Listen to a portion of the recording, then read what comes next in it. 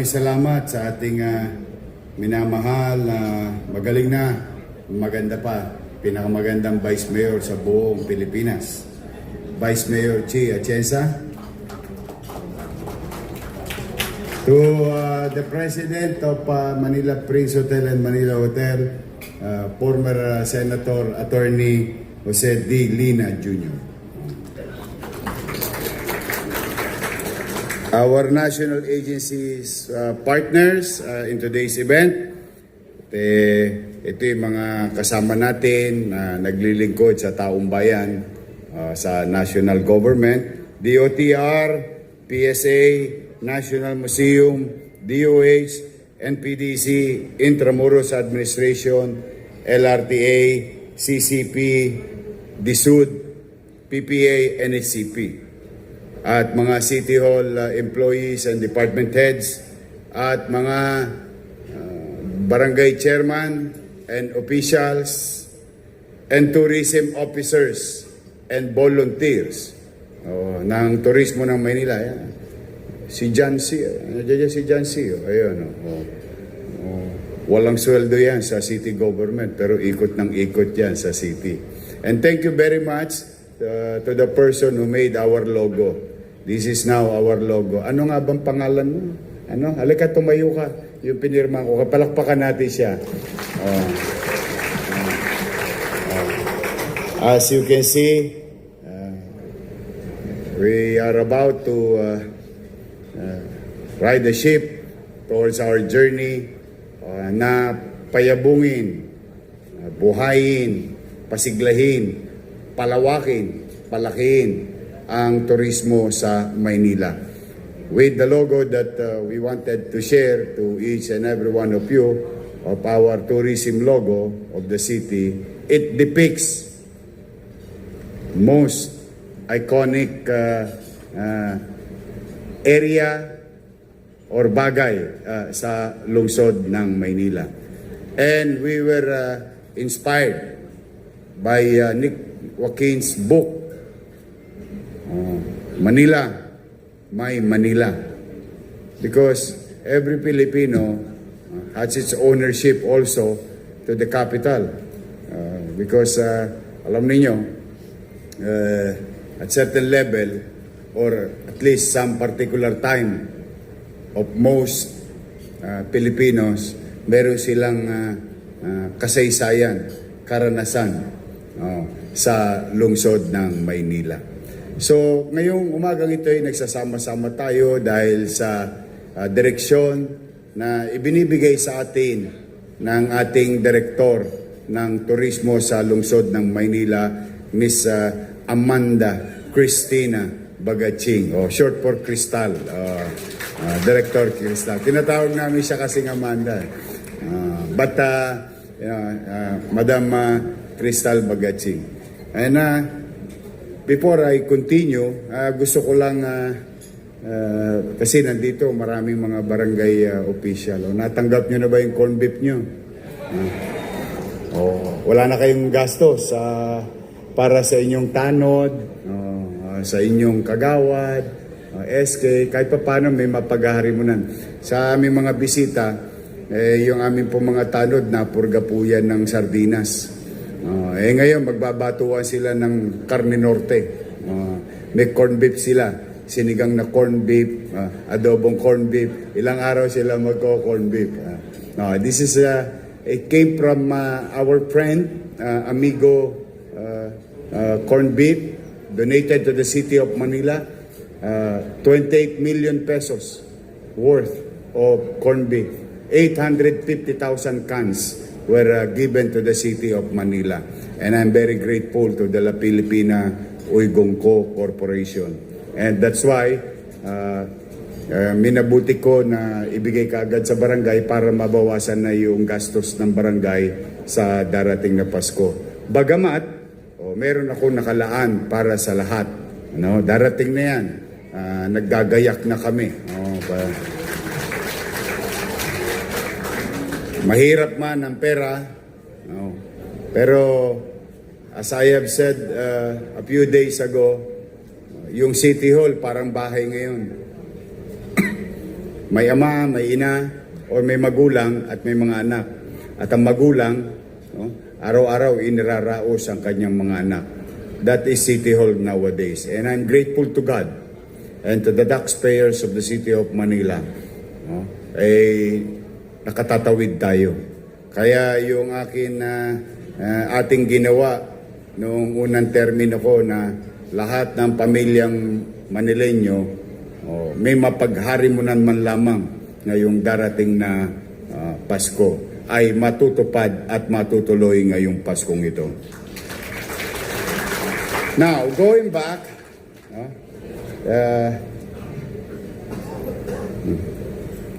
Kenny Tai. Palakpakan niya natin si Kenny Tai. Miss Kenny Tai. Siya yung logo designer natin. Thank you, Kenny.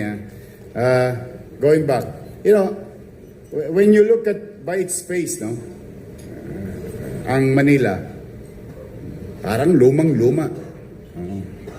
Parang pagtitingnan mo, masyado ng matagal. O masyado ng luma. But there is also a saying that you can use your adversity in your advantage. Yes, Manila is old, but Manila has a lot of character and history. You may see BGC, maganda, no question. Napakaganda ng BGC. Maganda ang Makati. Magaganda. Nakita nyo naman yung magagandang, na-appreciate nyo naman yung magagandang building. Do you all agree na maganda? Yes. But it has no story. There's nothing there. Just a corporate building shining and glaring in our eyes. But there is no soul. Walang laman. Walang kasaysayan. Walang kwento. Unlike, in any other cities, some cities has also medyo lumapit sa Maynila. But generally, nilagom ng Maynila ang kasaysayan. Nandito ang lahat ng kwento ng nangyari sa ating bansa. Laging bahagi, kung hindi man kasapakat ang Maynila sa kasaysayan ng ibang lugar. Kaya these are the things or what you call asset. Ewan ko kung tama yung English ko, non-tangible asset ng ating lungsod. We have always something to tell. Let's just say, I'm gonna tell you one thing. Today, Prince Hotel. Sino first time sa Prince Hotel dito? O kita ninyo, hindi nyo alam na nag-i-exist pala to. See? But this is a hotel since time immemorial. Yeah? These are every corner of the streets of Manila. Laging may kwento. Pag dumiretso ka lang dito sa United Nations, tunimbok mo dyan. Pagtawid mo ng Osmeña, Quirino. No? Pagtawid mo yan, Quirino. Sa kaliwa, Pandakan, makasaysayang simbahan. Yung bahay ng lumang bahay sa tapat na simbahan. Umusog ka lang konti, Plaza Balagtas. Yun, taga sa Isto. Di ba sa No Limit Tangere? So, mga kababayan, aming mga kasamaang stakeholders, mga magtataguyod ng turismo sa Maynila. A good story can make money. Lumindol na. A good story can make money and create opportunity for the business and individuals. And the economists universally agrees already. They agreed among each other that tourism creates more jobs and businesses, more jobs. In every tourist, I think there is a formula na ito'y makapagbibigay ng hanap buhay. So, kaya sa inyong mga naparito at aming mga kasama, marami tayong pwedeng ipang-anyaya sa ating mga kaibigan, kakilala, kaklase, O even yung mga friends nating Banyaga. And we can bring them what?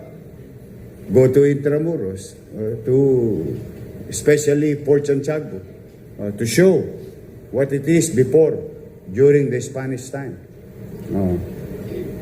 You bring them to Chinatown, the oldest Chinatown in the world.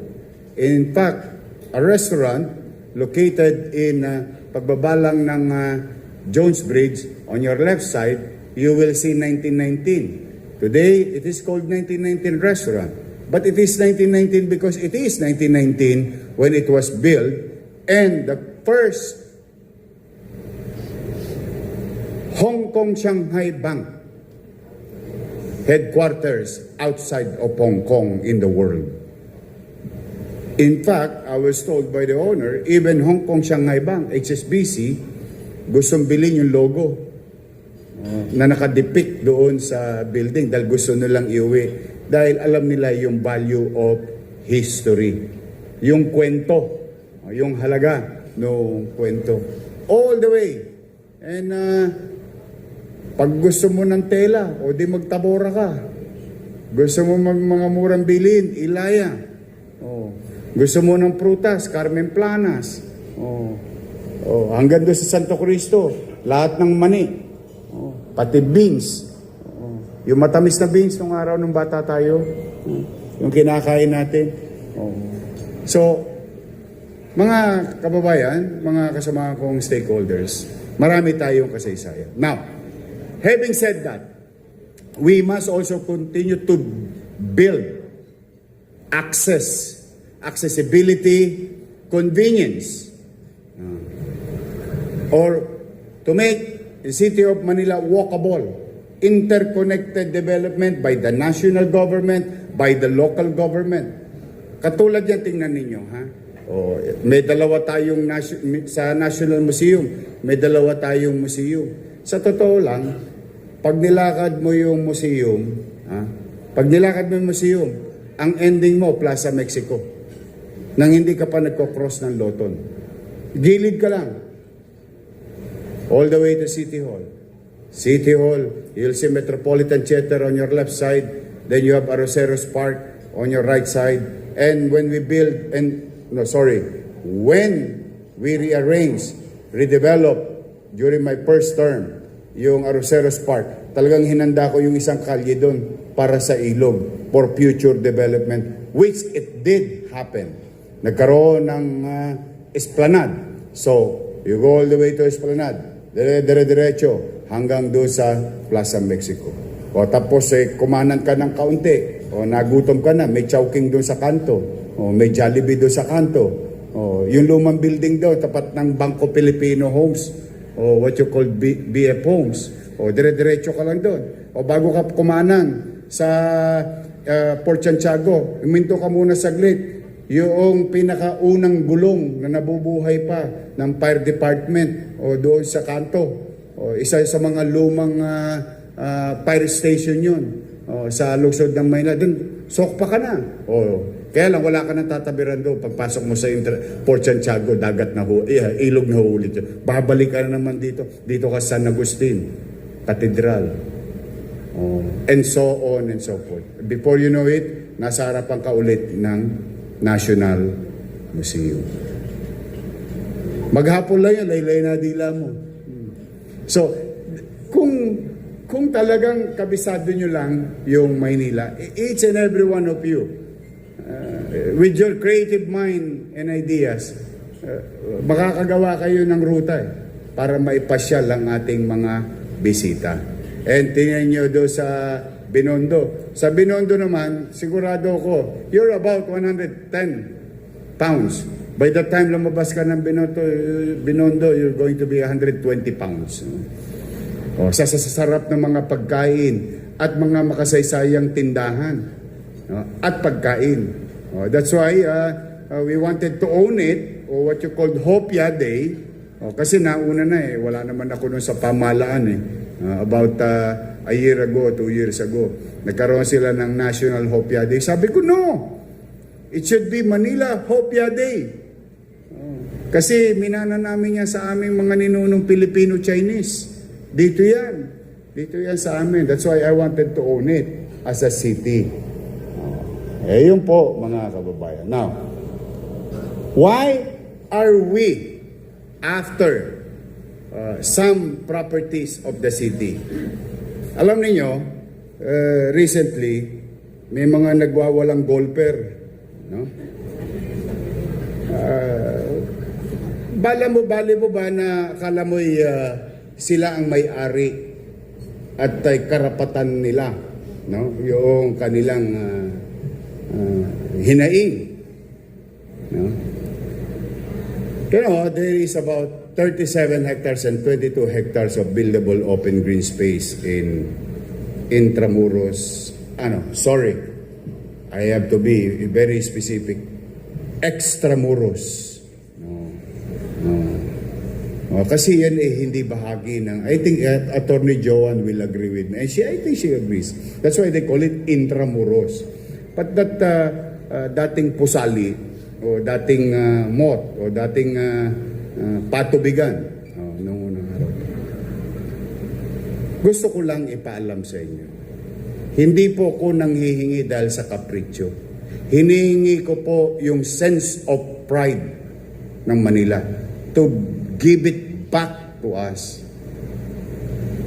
And I will discuss any John Doe and Mary in an argument. Everything here is City of Manila during the old times. But through gawa ng batas, naging Frankenstein na po kami. Opo, Frankenstein. Tingnan po ninyo ha. Yan, partner namin, NPDC. Luneta. Ano ang Luneta? Meron bang NPDC nung panahon ni Rizal, nung binabaril si Rizal sa Bagong Bayan? It's called Manila. Luneta, Manila. Puerto. Kaibigan din natin yan. PPA.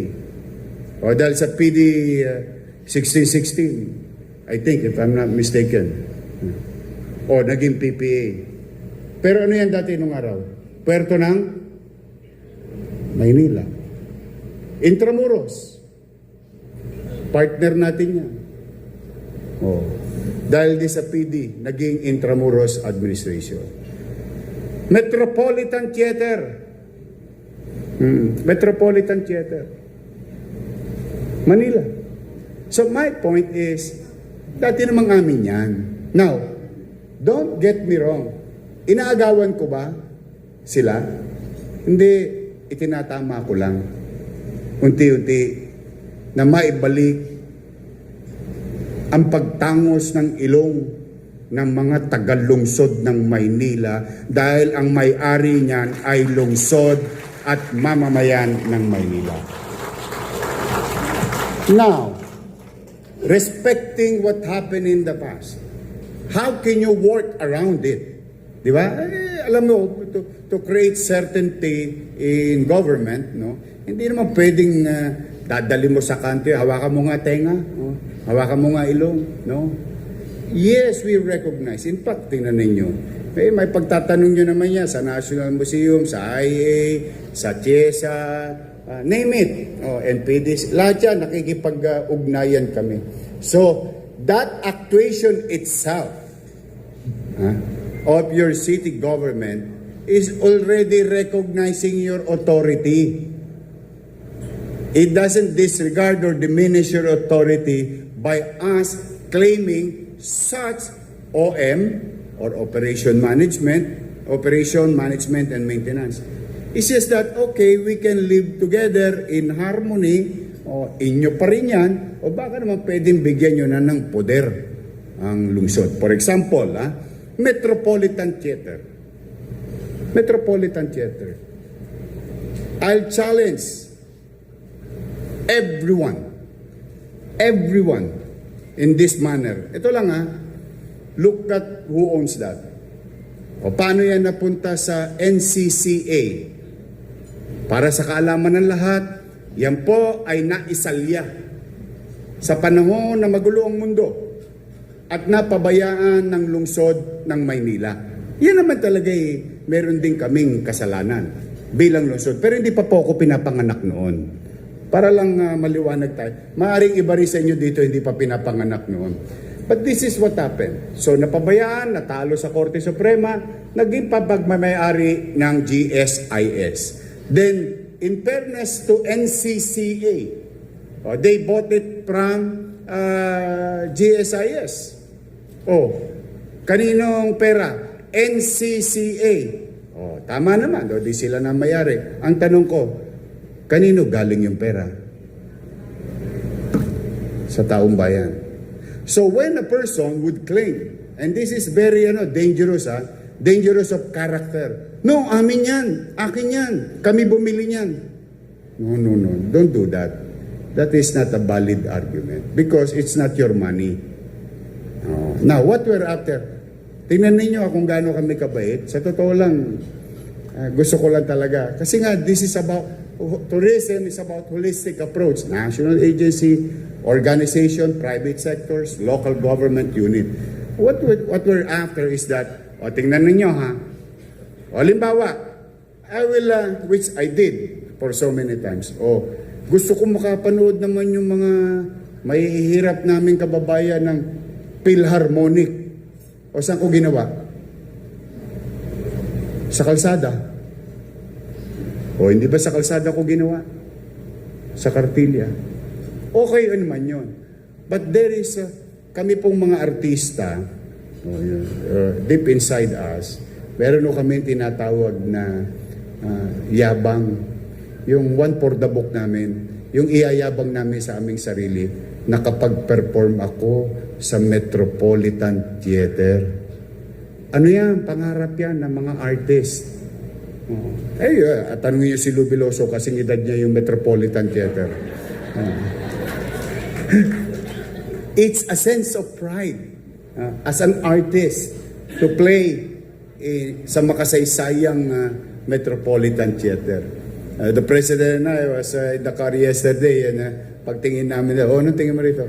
Sabi ko, Mr. President, okay na ang NCCA na may-ari. Okay lang. Ang amin lamang, kayo po, Mr. President, sabi ko, meron kayong CCP, ang national government. Meron kayong PICC. Ito naman sanang maliit ng hotel, baka naman pwede naman kami mag-manage to develop our children, to showcase their skills and talent, their artistic tools and yaman, no? Baka makadiscover kami. Si Freddy Aguilar, kung di ako nagkakamali, isa dyan sa na-discover yung kantahan nung araw na ginawa sa Met, if I'm not mistaken. So, sila pa rin mayari. Ano lang kami, total, marami naman kayo doon. Masama bang hingin ko yun? Ito, sino taga Maynila? Taas ang kamay, taga Maynila. Taas yung lang kamay nyo. Taas yung lang. Masama ba namang hingin ko on your behalf? Yung dating atin, at hindi ko na hiningi yung pag-aari. Ang akin na lamang, may magamit tayo. So mapapansin mo, Attorney Joey Lina, Senador, we are not after who owns it. Ano lang yun, yabang lang yun What we're after is that sana magkaroon din ng opportunity ang Manileño, ang mga batang Maynila to have such jewel. Ngayon, tatawid ako ngayon dito sa nanggigigil na mga golfer, pero sa totoo lang, mga taong gobyerno po yun, nag-golf doon ng alas 3 ng hapon, hindi pa tapos ang opisina. Pag pinilit-pilit nila ako, picturean ko sila lahat doon, ipakita ko sila sa publiko. Nang gagalaiti sila na bakit daw gagawing park. Tingnan nyo ang argument tingnan nyo ang argument. Talagang malata mo ang taong makasarili. Sabi, dami-dami nyo ng park. Luneta, park. Arroceros, park.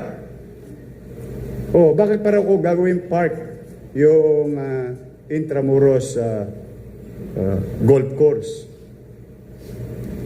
These are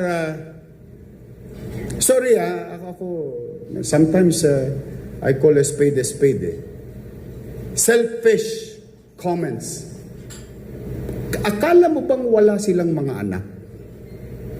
That their sons and daughters, their grandchildren will continue to live in the city of Manila and continue to breathe carbon sa kalsada.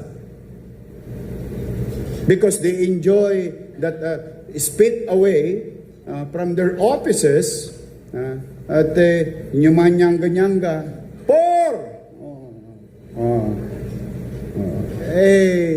Sa akin lamang po. I don't want to offend anybody. But when you put up an argument, you make sure, lalo't public domain or public property, you always look at the bigger picture. Bigger picture or biggest chunk. When you create a program, a project, ang target mo lagi, in a perfect world like Disneyland, the world of make-believe, 100%. In the real world, 50% plus 1 lang. Greatest number, greater number. Minimum requirements sa sarili mo. Yung pakikinabangan ng higit na nakararami. Kung yan po ay magiging available as part, like Central Park of New York, that will be our legacy for our great-grandchildren. And with this, bagay na bagay, dahil ang Intramuros, particularly ang wall, is the fortress of Manila, defending this country, defending this city. And we today, as leaders, we are going to defend our people and our next generation to the threat of danger from our environment. So that's why we are going to create a forest. Now, we were going to call it Fortress to Forest, ang Intramuros Golf Course.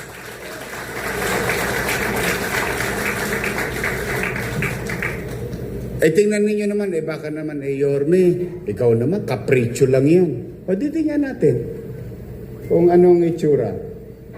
Kung ano yung inilaan ng... Remember, I did not do this alone. I was with international group, particularly the country that I believe that can be Manila, Singapore, the people of Singapore. And some assets of Singapore was utilized to design the entire 22 of 37. Ipapakita ko na lang yung pictures, wag na yung flood control. Kasi baka maiskandalo pa kayo. Flood control lang naman. But I just want you, so that's the old, may pointer ba to? Ayan ang pagkakatatag ng Intramuros. So I'll make you slides. Ganyan siya dati, no? Ito na yung flood control.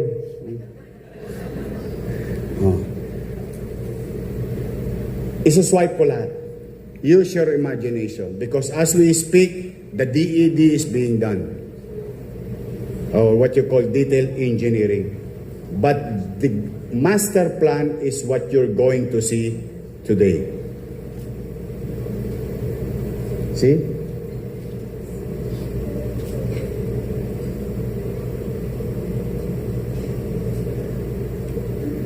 Pag mabilis. Saan ako tatapat? Todits? Doon? Taga ha? Tingnan nyo to. Very particular ako sa design na to. You see this? Hindi. Okay lang. Ayoko mag-lecture. Ano lang ako. Parang professor ang dating ko. I just want you to have a glimpse of why are we dead set doing this. You see the left side of the screen? Too big? Tubig, ano? Pagka tag-araw, ayan itsura niya.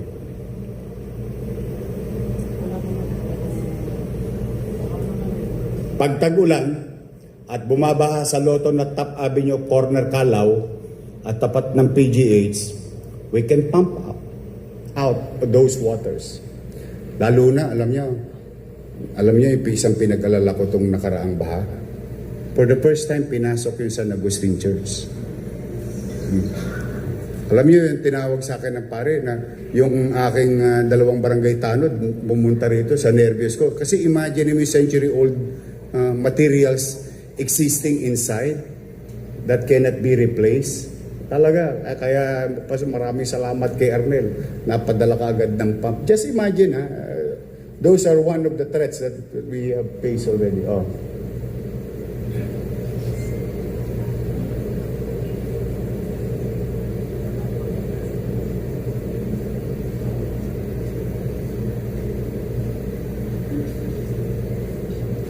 Sino nakapunta na Singapore? Nakapunta na kayo sa likod ng Marina Bay? So nagkakaroon na kayo ng idea. Naglakad kayo doon?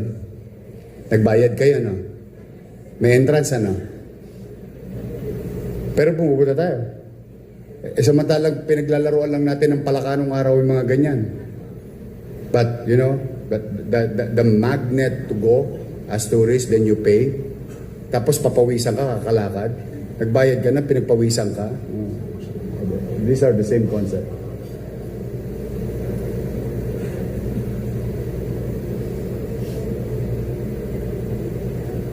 For our students. Because I have a university inside. PLM, Lyceum, Letran, pero pa isa, Mapua. Plus yung high school pa natin. Manila High. Gusto nyo ng Passion Show by the Garden? Basta use your imagination. I don't want to explain all the details.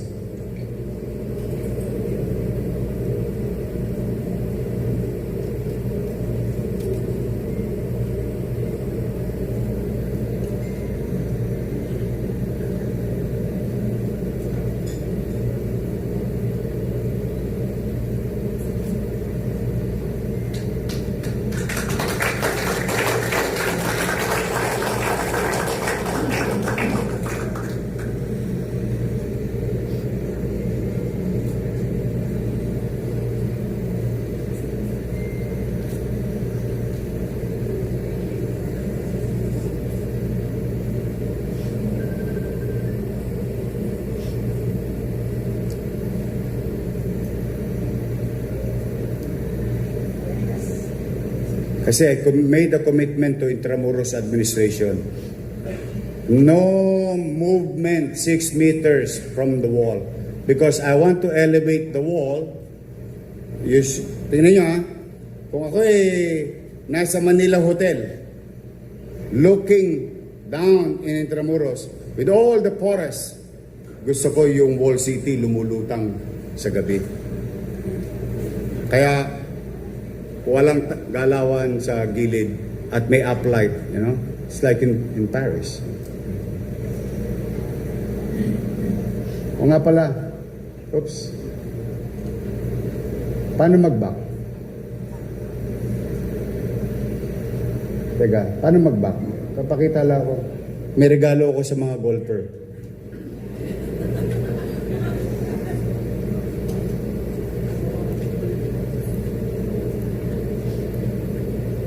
Oh, this is also for students nga pala. Yep.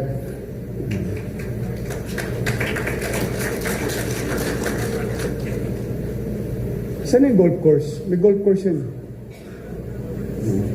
Oh, basta somewhere. Putting hole. Sayang naman. Makapag-putt pa rin sila. Anyway. Okay na. Sige.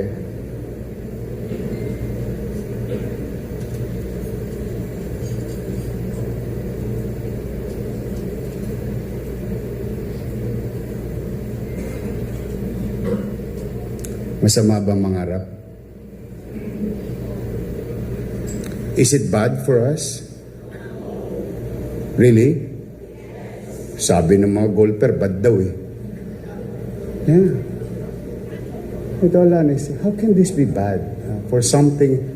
Pansinin ninyo, what kind of people, of pictures that we utilize? Because if you're, pag nagmamasid ka ng maayos, anong gano'n? Ordinary people, across sector, mahirap, middle class, mayaman, can now utilize open green space for the next generation. At the same time, it's our defense because symbiotic yung disenyo niyan.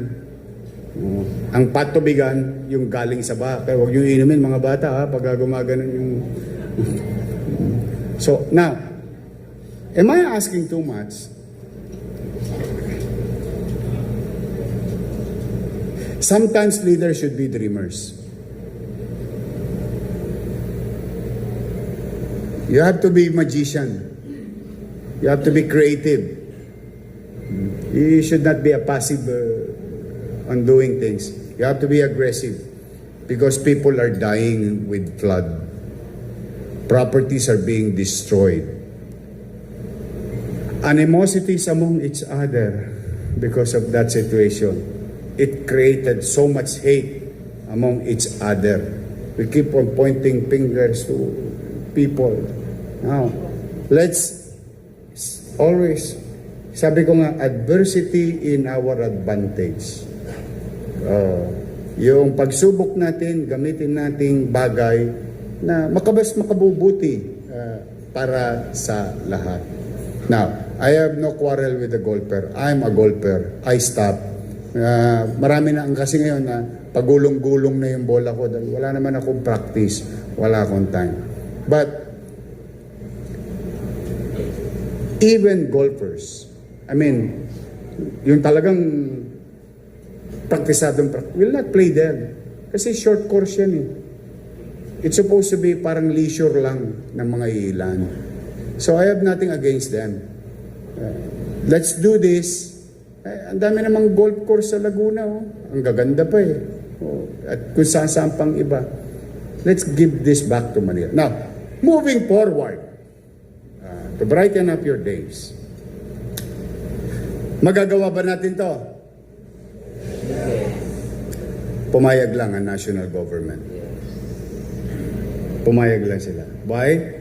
As I have said kay Senator Lina, may mga batas na nagawa sa lumang panahon, yung iba'y dumedede pa lang ako, yung iba'y hindi pa ako tao, at yung mga batas na yun ay nag-i-exist at epektibo pa magpasa hanggang ngayon. Pero itong mga kautusan at batas ay maaring baguhin ng partikular na liderato. Kung hindi ipagdadamot ng mga ilang ahensya na maibalik sa mamamayan at pangkalahatan. So not until they agree, we Manilans will continue to swim sa Agua de Mayo, Hunyo, Setyembre. Because I don't think with the mess happened to us all over the country, that flooding. Alam nyo ba hanggang ngayon yung mga taga-Paco, tag-araw na halos, pero yung mga taga-Paco ngayon as we speak, binabaha dahil nasira yung flood control doon sa lugar na yon. O hindi nyo ba dapat ikalugmok yun? No. I already talked to MMD and DPWH. But the thing is, mga batang Maynila, huwag kayong manahimik. Samahan ninyo ako.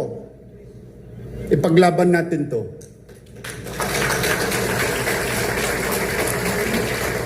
May kasabihan, ang pananahimik mo ay pagpayag mo. Kung ito naman sa tingin ninyo, kung sa tingin nyo lang, ito'y hindi po pilitan ha. Kung totoo bang makabubuti ito sa kaapu-apuhan hanggang cuticle mo. Hindi lang hanggang tuhod. Oh. At pakikinabangan nila. Then we today, as men and women, have an obligation to act. We should act. Now, that is environment. That is for our children. Now, makikinabang ba tayo sa turismo rito? Talaga? Masarap ipang anyaya? Exactly my point. See? Kaya walang lose-lose o win-lose. It's always win-win. It's always win-win. Pangalawa, pumayag na. Ano susunod natin problema? Chappy na lang. Huwag kayong mag-alala. Do your best and God will take care of the rest. Di ba? May awa ang Diyos. So, again, I'm calling the people of Manila. I'm calling the stakeholders in tourism, environmentalists. Ngayon kayo lumabas, tulungan nyo kami. Because ito yung mga pinaglalaban ninyo. Huwag kayong manamlay dyan. Kasi nag-golf din kayo. Dito kayo. Puntahan nyo ito. Itong planong ito. Now, is this a perfect plan? No. We can, what do you call that? Collaborate. Yeah. Ang tawag yan? Collaborate. Collaborate. So, that's why today is the beginning of our journey. We are going to ride in the same ship called MB Manila.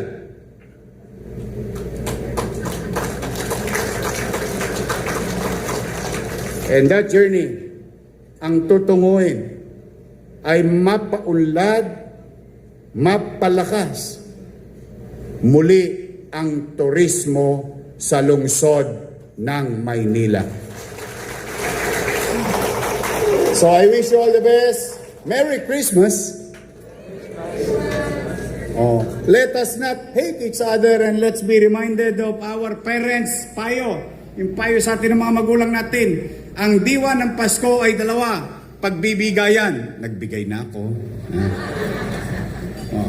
Pagbibigayan. Kung may sobra kang kaunti, share. You put a smile in the face of another human being. That is the diwa ng Pasko. Pangalawa, pero pinaka-importante. Especially today, yesterday, last week, at simula nung bumagyo. Ang sabi, pagmamahalan.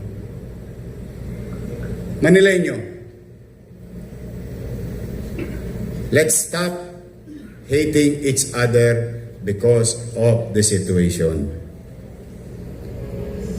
Let them pay the consequences of their actions under existing laws. Yung mga nakisapakat na yan sa flood control, papanagutin natin. Hayaan natin na tumakbo ng maayos ang batas. But we should not halt. We should not stop. And we should stop hating each other. Walang niya ka, kulay ganito ka. Kulay ganyan ka. Kulay. Anong kulay? Isa lang kulay natin. Kayo manggi, medyo tisoy lang ako We have the same color. Pilipino. Kaya, ngayon na natin ipakita, tinuruan na tayo ng season, binigyan na tayo ng pagkakataon na stop blaming each other because of mere association. Why? Will you gain from it? No. Matotoxic lang ang buhay mo. Kaya tuwing nakikita mo yung kinaiinisan mo, yan punyeta. Makukonsumi ka lang. Bakit makukonsumihin ang sarili mo? No. This season, I encourage each and every one of you, people of Manila, at least dito, man lamang sa Kapitolyo ng bansa, dito may kapwa-tawad. Dito marunong mag-unawaan. At dito, kahit na kami iba-iba ng paniwala, may respeto kami sa kapwa namin, Pilipino. At mahal namin ang isa't isa dito sa lungsod ng Maynila. Yan ang ipairal natin sa Paskong darating. And continue to pray that God will provide, that the sun in the eastern board will shine again in the city of Manila come 2026. Magandang araw, pagpalain nawa kayo ng pong may kapal. Manila! God first. Thank you.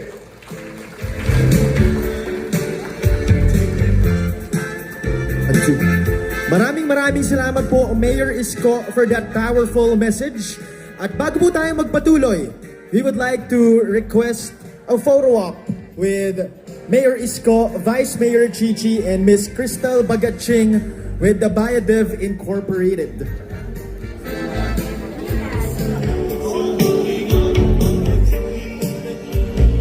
Once again, we would like to request a photo op first with Attorney Jose D. Lina Jr., the Manila Hotel and Manila Prince Hotel President. A photo op with Mayor Isko and